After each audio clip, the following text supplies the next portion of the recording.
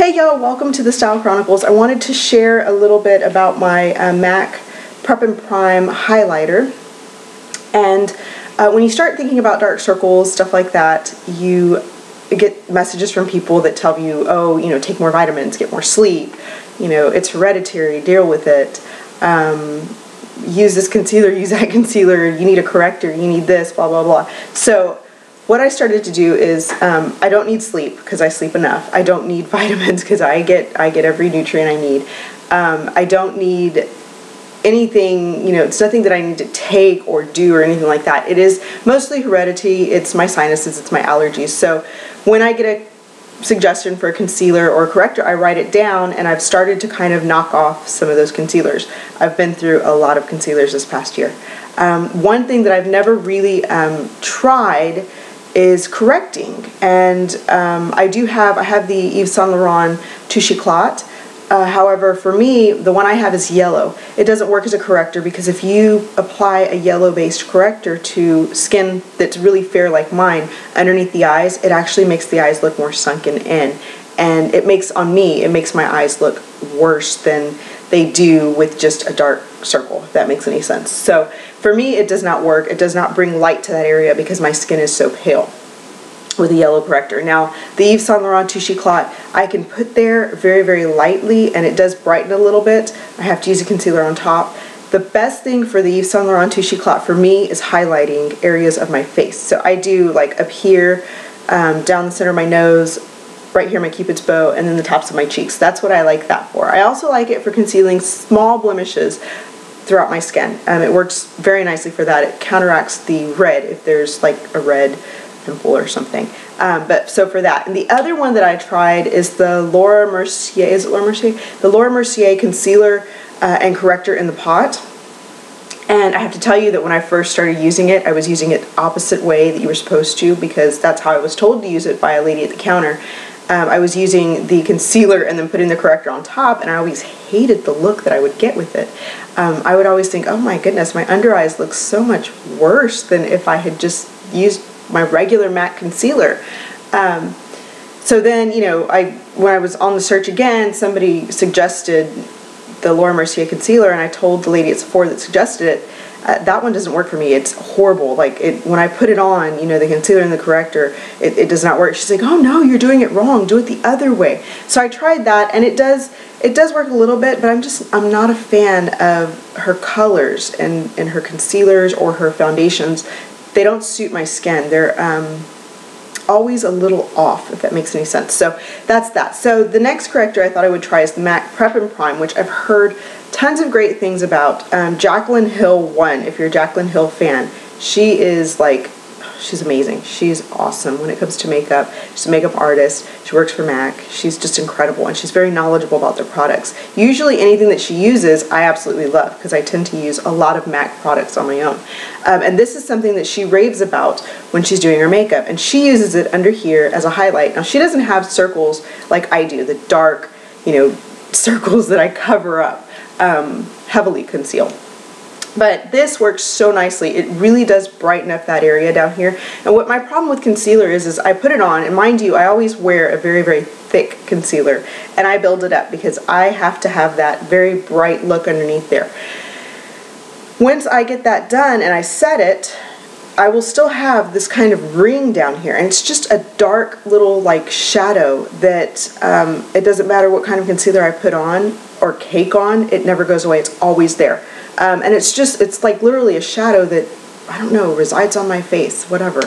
So what I do with this is I get this Prep and Prime, and this is in the shade Radiant Rose, which is a pink based one. And it clicks up, and then I'll show you what it looks like. That's what it looks like on your skin. And you can see how it's kind of white, you know, but it's pink, but it's very light. And I'll put that with this little bitty brush right into where that dark line that I get is, right here. And this is before it's after I do my foundation, before I do my concealer. Put it right in there in a line, and then I will take the pad of my finger and just pat it in so that it's not being rubbed off my face or moved around. It's simply being pressed into that area. And once I do that, I will go back with my concealer and conceal over it, very, padding, not removing anything, building product up, padding in there. And then I will set my concealer and it looks flawless. It looks like it does right now. I absolutely love the look. And so it brings a lot of light, which you can see, to my face, but it also, I don't know, it diffuses, I guess, the line, the dark line that I get under here.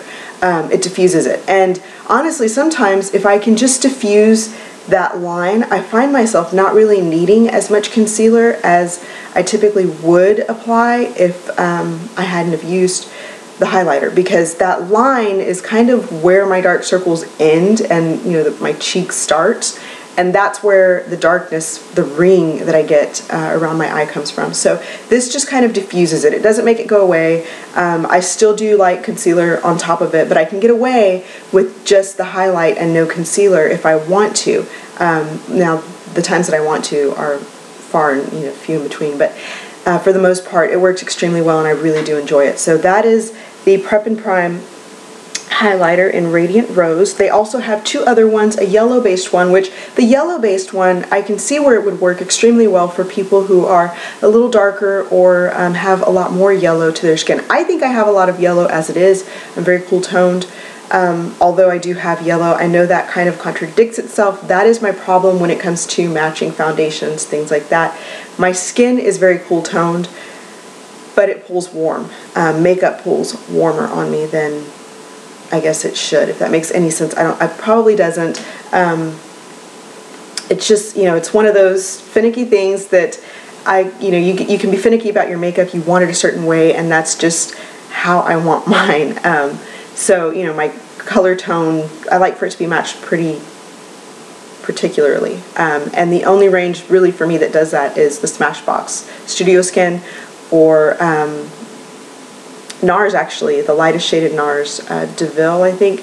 That matches me extremely well. And then also MAC NC15, which they also have a new NC10, which I am dying to try because it's one shade lighter, and I'm thinking that might work extremely well because even the Pro Longwear oxidizes like crazy on me. It's like, it goes on beautifully. It stays all day and it's gorgeous, but it's very yellow.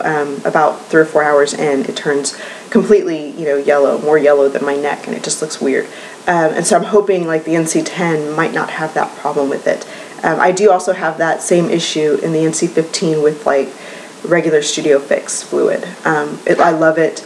About 5 or 6 hours in, it does turn a little yellow. And I'm not asking, that it lasts all day. It's not a long-lasting foundation. It's just a little bit of a shade different. But that's the NC15, and I'll plan on getting a sample of that hopefully this weekend. Anyway, so there's the Prep and Prime.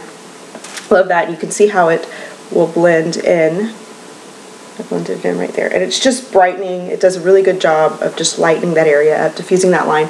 I know you guys are going to ask, on my face, I have Revlon's Color Stay Lip Balm Stain in Cherish. I keep this right here by where I film because I'm always scrambling for something to put on my lips, and so this just stays here, and that is pretty much what I'm wearing in most of my videos, unless I put a lipstick on purposefully.